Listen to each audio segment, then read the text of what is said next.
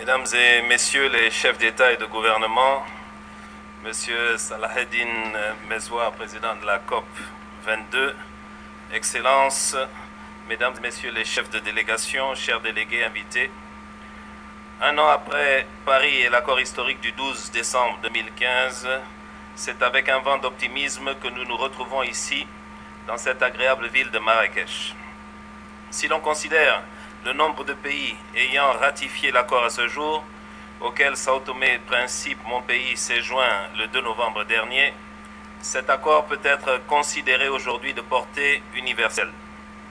Fruit d'une longue recherche de consensus, notre traité néanmoins n'a pu établir, à notre humble avis, des règles suffisamment contraignantes pour garantir l'objectif de limiter le réchauffement climatique en deçà des 2 degrés. Paris et son traité a donné un signal fort, mais il repose en fait uniquement sur la bonne foi des États adhérents et il doit également être approprié le plus rapidement possible par les régions, les territoires, les villes, les entreprises, la finance, la société civile en général pour une existence plus dynamique.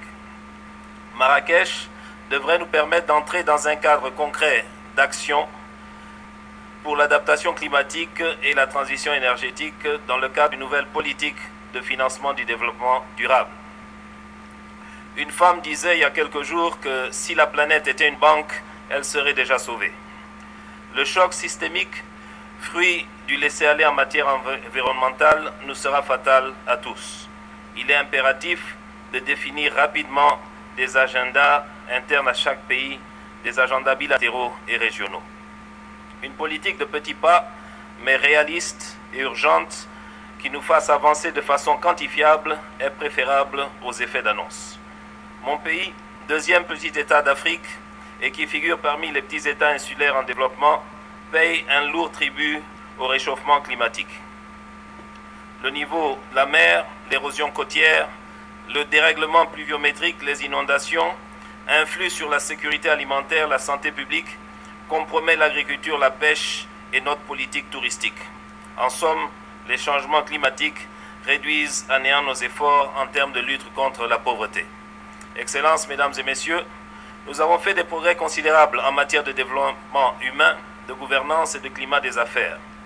Dans cette perspective, au titre de notre contribution déterminée au niveau national, nous nous engageons d'ici 2025 à produire 50% de notre énergie à partir de ressources renouvelables pour un taux de couverture de l'électricité supérieur à 90% de la population. Pour cela, entre autres, Excellences, chers délégués, nous réclamons une finance climatique compatible avec nos besoins de développement durable, des fonds garantis avec des conditionnalités raisonnables, des outils financiers adaptés au secteur public et privé, des solutions techniques, scientifiques, spécifiques à chaque réalité. En l'état actuel, rien ne semble de ce côté empêcher un réchauffement climatique bien supérieur aux 2 degrés Celsius. Notre crédibilité et notre responsabilité sont ainsi engagées vis-à-vis des peuples que nous représentons. Excellences, Mesdames et Messieurs, avant et après nous, la planète Terre continuera d'exister. Ce qui est vraiment en cause, c'est la disparition accélérée de l'espèce humaine de par nos propres actions, nos égoïsmes, notre cupidité souvent et nos modes de consommation. Le monde industrialisé, en grande partie, inflige particulièrement au continent africain le principe de la double peine. Nous, petits États insulaires en développement, ne sommes certainement pas partie du problème, mais nous sommes des victimes prêtes à faire partie de la solution.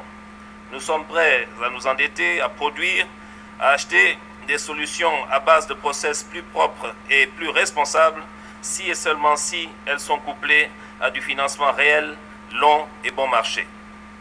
L'enjeu est par conséquent environnemental, mais aussi historique, socio-culturel, entrepreneurial, économique et politique. Il peut, avec du bon sens, produire un partenariat gagnant-gagnant si une réelle volonté politique se dégage. Alors que surgit déjà le concept de réfugiés climatiques, il est évident que nous faisons face à une vulnérabilité globale qui est l'affaire de tous et qui demande une adaptation, une entente globale en faveur des territoires abritant les forêts, les fleuves, les déserts, la grande pauvreté, la surpopulation ou les conflits, par la promotion du dialogue sincère, de la connaissance, du partage et de l'inclusion. Le monde est une transition permanente vers un état futur qui est incertain et complexe dans son interprétation. Je suis convaincu qu'ici à Marrakech, malgré tout, nous avons fait des avancées notables pour notre bien à tous. Merci aux organisateurs, au Maroc et à son roi. Je vous remercie.